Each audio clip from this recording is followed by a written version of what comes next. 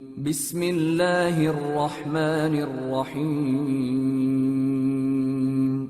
شروع اللہ کا نام لے کر جو بڑا مہربان نہایت رحم والا ہے۔ سب تعریف اللہ ہی کو ہے جس نے اپنے محبوب بندے محمد صلی اللہ علیہ وآلہ وسلم پر یہ کتاب نازل کی اور اس میں کسی طرح کی کجی اور پیچیدگی نہ رکھی بلکہ سیدھی اور سلیس اتاری تاکہ لوگوں کو عذاب سخت سے جو اس کی طرف سے آنے والا ہے ڈرائے اور مومنوں کو جو نیک عمل کرتے ہیں خوشخبری سنائے کہ ان کے لیے ان کے کاموں کا نیک بدلہ یعنی بہشت ہے جس میں وہ ہمیشہ رہیں گے، اور ان لوگوں کو بھی ڈرائے جو کہتے ہیں کہ اللہ نے کسی کو بیٹا بنا لیا ہے۔ ان کو اس بات کا کچھ بھی علم نہیں اور نہ ان کے باپ دادا ہی کو تھا۔ یہ بڑی سخت بات ہے جو ان کے منہ سے نکلتی ہے، اور کچھ شک نہیں کہ یہ جو کچھ کہتے ہیں محض جھوٹ ہے۔ اے پیغمبر، اگر یہ اس کلام پر ایمان نہ لائیں تو شاید تم ان کے پیچھے رنج کر کر کے اپنے تئیں ہلاک کر دو گے۔ جو چیز زمین پر ہے ہم نے اس کو زمین کے لیے زینت بنایا ہے تاکہ لوگوں کی آزمائش کریں کہ ان میں کون اچھے عمل کرنے والا ہے، اور جو چیز زمین پر ہے ہم اس کو نابود کر کے بنجر میدان کر دیں گے۔ کیا تم خیال کرتے ہو کہ غار اور لوح والے ہماری نشانیوں میں سے عجیب تھے؟ جب وہ نوجوان غار میں جا رہے تو کہنے لگے کہ اے ہمارے پروردگار، ہم پر اپنے ہاں سے رحمت نازل فرما اور ہمارے کام میں درستی کے سامان مہیا کر۔ تو ہم نے غار میں کئی سال تک ان کے کانوں پر نیند کا پردہ ڈالے رکھا، یعنی ان کو سلائے رکھا، پھر ان کو جگا اٹھایا تاکہ معلوم کریں کہ جتنی مدت وہ غار میں رہے دونوں جماعتوں میں سے اس کی مقدار کس کو خوب یاد ہے۔ ہم ان کے حالات تم سے صحیح صحیح بیان کرتے ہیں۔ وہ کئی نوجوان تھے جو اپنے پروردگار پر ایمان لائے تھے، اور ہم نے ان کو اور زیادہ ہدایت دی تھی اور ان کے دلوں کو مربوط یعنی مضبوط کر دیا۔ جب وہ اٹھ کھڑے ہوئے تو کہنے لگے کہ ہمارا پروردگار آسمانوں اور زمین کا مالک ہے، ہم اس کے سوا کسی کو معبود سمجھ کر نہ پکاریں گے۔ اگر ایسا کیا تو اس وقت ہم نے بے عقلی کی بات کی۔ ان ہماری قوم کے لوگوں نے اس کے سوا اور معبود بنا رکھے ہیں، بھلا یہ ان کے معبود ہونے پر کوئی کھلی دلیل کیوں نہیں لاتے؟ تو اس سے زیادہ کون ظالم ہے جو اللہ پر جھوٹ باندھے؟ اور جب تم نے ان مشرکوں سے اور جن کی یہ اللہ کے سوا عبادت کرتے ہیں ان سے کنارہ کر لیا ہے تو غار میں چل رہو، تمہارا پروردگار تمہارے لیے اپنی رحمت وسیع کر دے گا اور تمہارے کاموں میں آسانی کے سامان مہیا کرے گا۔ اور جب سورج نکلے تو تم دیکھو کہ دھوپ ان کے غار سے داہنی طرف سمٹ جائے، اور جب غروب ہو تو ان سے بائیں طرف کترا جائے، اور وہ اس غار کے کشادہ حصے میں تھے۔ یہ اللہ کی نشانیوں میں سے ہیں، جس کو اللہ ہدایت دے وہ ہدایت یاب ہے، اور جس کو گمراہ رہنے دے تو تم اس کے لیے کوئی دوست راہ بتانے والا نہ پاؤ گے۔ اور تم ان کے متعلق خیال کرو کہ وہ جاگ رہے ہیں حالانکہ وہ سوتے ہیں، اور ہم ان کو دائیں اور بائیں کروٹ بدلاتے تھے، اور ان کا کتا چوکھٹ پر دونوں ہاتھ پھیلائے ہوئے تھا۔ اگر تم ان کو جھانک کر دیکھتے تو پیٹ پھیر کر بھاگ جاتے اور ان سے دہشت میں آ جاتے۔ اور اسی طرح ہم نے ان کو اٹھایا تاکہ آپس میں ایک دوسرے سے دریافت کریں۔ ایک کہنے والے نے کہا کہ تم یہاں کتنی مدت رہے؟ انہوں نے کہا کہ 1 دن یا اس سے بھی کم۔ انہوں نے کہا کہ جتنی مدت تم رہے ہو تمہارا پروردگار ہی اس کو خوب جانتا ہے، تو اپنے میں سے کسی کو یہ روپیہ دے کر شہر بھیجو، وہ دیکھے کہ نفیس کھانا کون سا ہے تو اس میں سے کھانا لے آئے، اور احتیاط سے آئے جائے اور تمہارا حال کسی کو نہ بتائے۔ اگر وہ تم پر دسترس پا لیں گے تو تمہیں سنسار کر دیں گے یا پھر اپنے مذہب میں داخل کر لیں گے، اور اس وقت تم کبھی فلاح نہیں پاؤ گے۔ اور اسی طرح ہم نے لوگوں کو ان کے حال سے خبردار کر دیا تاکہ وہ جانیں کہ اللہ کا وعدہ سچا ہے، اور یہ کہ قیامت جس کا وعدہ کیا جاتا ہے اس میں کچھ شک نہیں۔ اس وقت لوگ ان کے بارے میں باہم جھگڑنے لگے اور کہنے لگے کہ ان کے غار پر عمارت بنا دو۔ ان کا پروردگار ان کے حال سے خوب واقف ہے۔ جو لوگ ان کے معاملے میں غلبہ رکھتے تھے وہ کہنے لگے کہ ہم ان کے غار پر مسجد بنائیں گے۔ بعض لوگ اٹکل پچو کہیں گے کہ وہ 3 تھے اور چوتھا ان کا کتا تھا، اور بعض کہیں گے کہ وہ 5 تھے اور چھٹا ان کا کتا تھا، اور بعض کہیں گے کہ وہ 7 تھے اور 8واں ان کا کتا تھا۔ کہہ دو کہ میرا پروردگار ہی ان کے شمار سے خوب واقف ہے، ان کو جانتے بھی ہیں تو تھوڑے ہی لوگ جانتے ہیں۔ تو تم ان کے معاملے میں بحث نہ کرنا مگر سرسری سی بحث، اور نہ ان کے بارے میں ان میں سے کسی سے کچھ دریافت ہی کرنا۔ اور کسی کام کی نسبت نہ کہنا کہ میں اسے کل کر دوں گا، مگر انشاءاللہ کہہ کر، یعنی اگر اللہ چاہے تو کر دوں گا۔ اور جب اللہ کا نام لینا بھول جاؤ تو یاد آنے پر لے لو، اور کہہ دو کہ امید ہے کہ میرا پروردگار مجھے اس سے بھی زیادہ ہدایت کی باتیں بتائے۔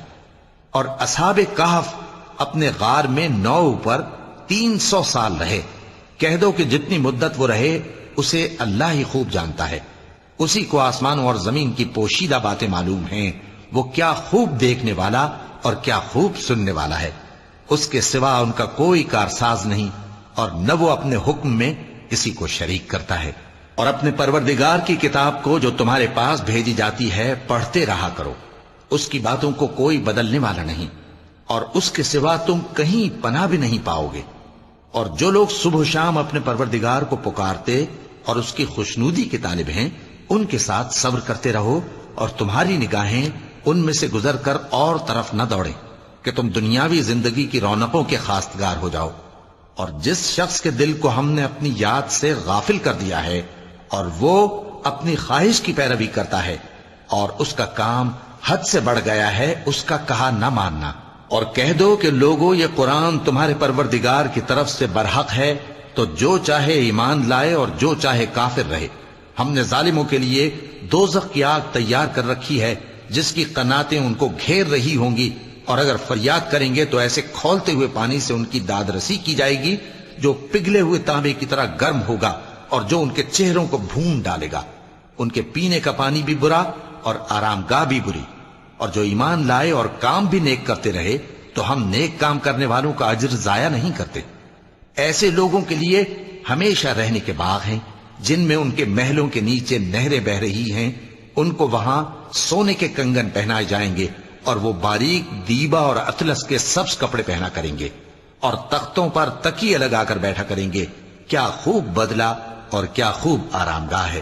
اور ان سے 2 شخصوں کا حال بیان کرو جن میں سے ایک کو ہم نے انگور کے 2 باغ عنایت کیے تھے اور ان کے گردا گرد کھجوروں کے درخت لگا دیے تھے، اور ان کے درمیان کھیتی پیدا کر دی تھی۔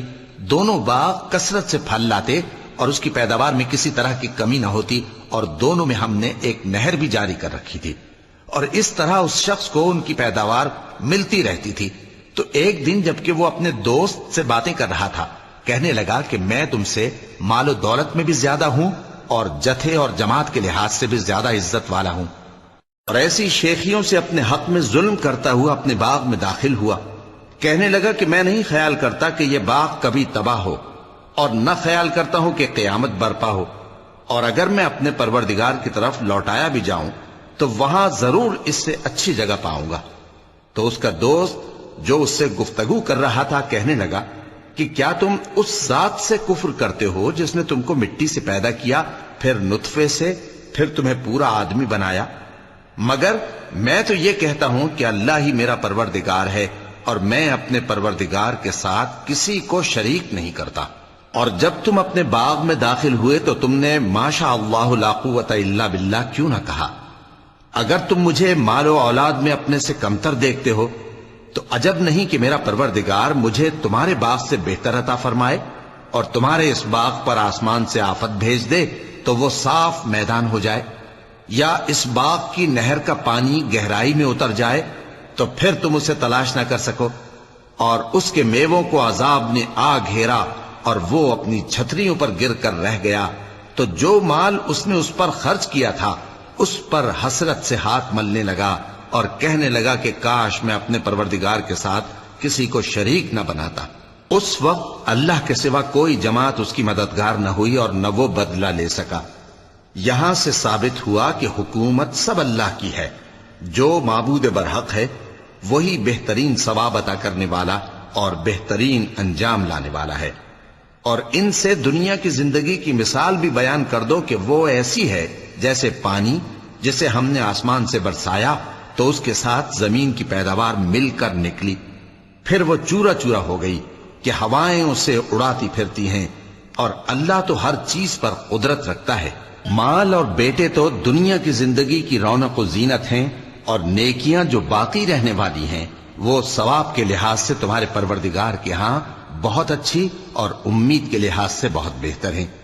اور جس دن ہم پہاڑوں کو چلائیں گے اور تم زمین کو صاف میدان دیکھو گے اور ان لوگوں کو ہم جمع کر لیں گے تو ان میں سے کسی کو بھی نہیں چھوڑیں گے، اور سب تمہارے پروردگار کے سامنے صف باندھ کر لائے جائیں گے، تو ہم ان سے کہیں گے کہ جس طرح ہم نے تم کو پہلی بار پیدا کیا تھا اسی طرح آج تم ہمارے سامنے آئے، لیکن تم نے تو یہ خیال کر رکھا تھا کہ ہم نے تمہارے لیے قیامت کا کوئی وقت مقرر ہی نہیں کیا، اور اعمال کی کتاب کھول کر رکھی جائے گی تو تم گناہگاروں کو دیکھو گے کہ جو کچھ اس میں لکھا ہوگا اس سے ڈر رہے ہوں گے، اور کہیں گے ہائے شامت، یہ کیسی کتاب ہے کہ نہ چھوٹی بات کو چھوڑتی ہے نہ بڑی کو، کوئی بات بھی نہیں مگر اسے لکھ رکھا ہے، اور جو جو عمل کیے ہوں گے سب کو حاضر پائیں گے، اور تمہارا پروردگار کسی پر ظلم نہیں کرے گا۔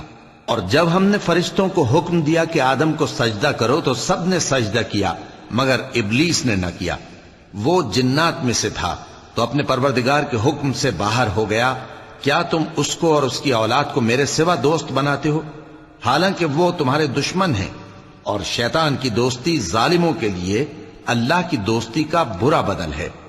میں نے ان کو نہ تو آسمانوں اور زمین کے پیدا کرنے کے وقت بلایا تھا اور نہ خود ان کے پیدا کرنے کے وقت، اور میں ایسا نہ تھا کہ گمراہ کرنے والوں کو مددگار بناتا۔ اور جس دن اللہ فرمائے گا کہ اب میرے شریکوں کو جن کی نسبت تم معبود ہونے کا گمان رکھتے تھے بلاؤ، تو وہ ان کو بلائیں گے مگر وہ ان کو کچھ جواب نہ دیں گے، اور ہم ان کے درمیان ہلاکت کی ایک جگہ بنا دیں گے، اور گناہگار لوگ دوزخ کو دیکھیں گے تو یقین کر لیں گے کہ وہ اس میں پڑنے والے ہیں، اور اس سے بچنے کا کوئی راستہ نہ پائیں گے۔ اور ہم نے اس قرآن میں لوگوں کے سمجھانے کے لیے طرح طرح کی مثالیں بیان فرمائی ہیں، لیکن انسان سب چیزوں سے بڑھ کر جھگڑالو ہے، اور لوگوں کے پاس جب ہدایت آ گئی تو ان کو کس چیز نے منع کیا کہ ایمان لائیں اور اپنے پروردگار سے بخشش مانگیں، بجز اس کے کہ اس بات کے منتظر ہوں کہ انہیں بھی پہلوں کا سا معاملہ پیش آئے یا ان پر عذاب سامنے سے آ جائے۔ اور ہم جو پیغمبروں کو بھیجا کرتے ہیں تو صرف اس لیے کہ لوگوں کو اللہ کی نعمتوں کی خوشخبریاں سنائیں اور عذاب سے ڈرائیں، اور جو کافر ہیں وہ باطل کی مدد سے جھگڑا کرتے ہیں تاکہ اس سے حق کو پھسلا دیں، اور انہوں نے ہماری آیتوں کو اور جس چیز سے ان کو ڈرایا جاتا ہے اسے ہنسی بنا لیا ہے۔ اور اس سے بڑھ کر ظالم کون، جس کو اس کے پروردگار کی آیات کے ذریعے سمجھایا گیا تو اس نے ان سے منہ پھیر لیا، اور جو اعمال وہ آگے کر چکا اس کو بھول گیا۔ ہم نے ان کے دلوں پر پردے ڈال دیے کہ اسے سمجھ نہ سکیں، اور کانوں میں ثقل پیدا کر دیا ہے کہ سن نہ سکیں، اور اگر تم ان کو رستے کی طرف بلاؤ تو کبھی رستے پر نہ آئیں گے، اور تمہارا پروردگار بخشنے والا صاحب رحمت ہے۔ اگر وہ ان کے کرتوتوں پر ان کو پکڑنے لگے تو ان پر جھٹ عذاب بھیج دے، مگر ان کے لیے ایک وقت مقرر کر رکھا ہے کہ اس کے عذاب سے کوئی پناہ کی جگہ نہ پائیں گے۔ اور یہ بستیاں جو ویران پڑی ہیں، جب انہوں نے کفر کر کے ظلم کیا تو ہم نے ان کو تباہ کر دیا، اور ان کی تباہی کے لیے ایک وقت مقرر کر دیا تھا۔ اور جب موسیٰ نے اپنے شاگرد سے کہا کہ جب تک میں دو دریاؤں کے ملنے کی جگہ نہ پہنچ جاؤں ٹلنے کا نہیں، خاص صدیوں چلتا رہوں، پھر جب وہ دونوں ان دریاؤں کے سنگم پر پہنچے تو اپنی مچھلی بھول گئے، پھر اس مچھلی نے دریا میں سرنگ کی طرح اپنا رستہ بنا لیا۔ جب آگے چلے تو موسیٰ نے اپنے شاگرد سے کہا کہ ہمارا کھانا لاؤ، اس سفر سے ہم کو بہت تکان ہو گئی ہے۔ اس نے کہا کہ بھلا آپ نے دیکھا کہ جب ہم نے اس چٹان کے پاس آرام کیا تھا تو میں مچھلی وہیں بھول گیا، اور مجھے آپ سے اس کا ذکر کرنا شیطان نے بھلا دیا، اور اس مچھلی نے عجیب طرح سے دریا میں اپنا رستہ بنایا۔ موسیٰ نے کہا یہی تو وہ مقام ہے جسے ہم تلاش کرتے تھے، تو وہ اپنے پاؤں کے نشان دیکھتے دیکھتے لوٹ گئے۔ وہاں انہوں نے ہمارے بندوں میں سے ایک بندہ دیکھا جس کو ہم نے اپنے ہاں سے رحمت خاص سے نوازا تھا، اور اپنے پاس سے ایک خاص علم بخشا تھا۔ موسیٰ نے ان سے جن کا نام خضر تھا کہا کہ جو علم اللہ کی طرف سے آپ کو سکھایا گیا ہے، اگر آپ اس میں سے مجھے کچھ بھلائی کی باتیں سکھائیں تو میں آپ کے ساتھ رہوں۔ خضر نے کہا کہ تم میرے ساتھ رہ کر صبر نہیں کر سکو گے، اور جس بات کی تمہیں خبر ہی نہیں اس پر صبر کر بھی کیسے سکتے ہو؟ موسیٰ نے کہا اللہ نے چاہا تو آپ مجھے صابر پائیے گا، اور میں آپ کے ارشاد کے خلاف نہیں کروں گا۔ خضر نے کہا اگر تم میرے ساتھ رہنا چاہو تو شرط یہ ہے مجھ سے کوئی بات نہ پوچھنا، جب تک میں خود اس کا ذکر تم سے نہ کروں۔ تو دونوں چل پڑے، یہاں تک کہ جب کشتی میں سوار ہوئے تو خضر نے کشتی کو پھاڑ ڈالا۔ موسیٰ نے کہا، کیا آپ نے اس کو اس لیے پھاڑا ہے کہ سواروں کو غرق کر دی؟ یہ تو آپ نے بڑی عجیب بات کی۔ خضر نے کہا، کیا میں نے نہیں کہا تھا کہ تم میرے ساتھ صبر نہ کر سکو گے؟ موسیٰ نے کہا کہ جو بھول مجھ سے ہوئی اس پر مواخذہ نہ کیجیے اور میرے معاملے میں مجھ پر مشکل نہ ڈالیے۔ پھر دونوں چلے، یہاں تک کہ رستے میں ایک لڑکا ملا تو خضر نے اسے مار ڈالا۔ موسیٰ نے کہا کہ آپ نے ایک بے گناہ شخص کو ناحق بغیر قصاص کے مار ڈالا، یہ تو آپ نے بری بات کی۔ خضر نے کہا، کیا میں نے نہیں کہا تھا کہ تم سے میرے ساتھ صبر نہیں ہو سکے گا؟ انہوں نے کہا کہ اگر میں اس کے بعد پھر کوئی بات پوچھوں یعنی اعتراض کروں تو مجھے اپنے ساتھ نہ رکھیے گا کہ آپ میری طرف سے عذر کے قبول کرنے میں حد کو پہنچ گئے ہیں۔ پھر دونوں چلے، یہاں تک کہ گاؤں والوں کے پاس پہنچے اور ان سے کھانا طلب کیا۔ انہوں نے ان کی ضیافت کرنے سے انکار کیا۔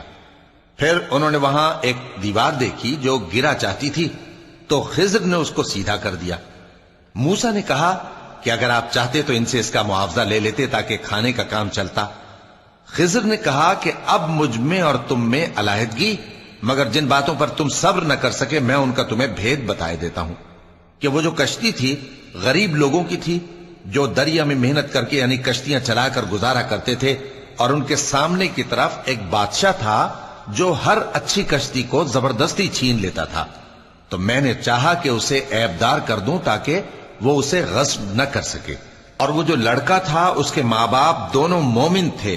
ہمیں اندیشہ ہوا کہ وہ بڑا ہو کر بد کردار ہوگا تو کہیں ان کو سرکشی اور کفر میں نہ پھنسا دے، تو ہم نے چاہا کہ ان کا پروردگار اس کی جگہ ان کو اور بچہ عطا فرمائے جو اخلاقی پاکیزگی میں بہتر اور محبت میں زیادہ قریب ہو۔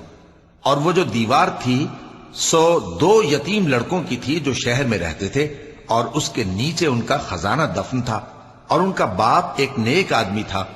تو تمہارے پروردگار نے چاہا کہ وہ اپنی جوانی کو پہنچ جائیں اور پھر اپنا خزانہ نکالے۔ یہ تمہارے پروردگار کی مہربانی ہے، اور یہ کام میں نے اپنی طرف سے نہیں کیے، یہ ان باتوں کی حقیقت ہے جن پر تم صبر نہ کر سکے۔ اور تم سے ذوالقرنین کے بارے میں دریافت کرتے ہیں، کہہ دو کہ میں اس کا کسی قدر حال تمہیں پڑھ کر سناتا ہوں۔ ہم نے اس کو زمین میں بڑا اقتدار دیا تھا اور ہر طرح کا سامان اس کو عطا کیا تھا۔ تو اس نے ایک سفر کا سامان کیا، یہاں تک کہ جب سورج کے غروب ہونے کی جگہ پہنچا تو اسے ایسا پایا کہ ایک کیچڑ والے چشمے میں ڈوب رہا ہے، اور اس چشمے کے پاس ایک قوم دیکھی۔ ہم نے کہا، ذوالقرنین، تم ان کو خواہ تکلیف دو خواہ ان کے بارے میں بھلائی اختیار کرو، دونوں باتوں کی تم کو قدرت ہے۔ ذوالقرنین نے کہا کہ جو کفر و بد کرداری سے ظلم کرے گا اسے ہم سزا دیں گے، پھر وہ اپنے پروردگار کی طرف لوٹایا جائے گا تو وہ بھی اسے بڑا عذاب دے گا، اور جو ایمان لائے گا اور عمل نیک کرے گا اس کے لیے بہت اچھا بدلہ ہے، اور ہم اپنے معاملے میں اس سے نرم بات کہیں گے۔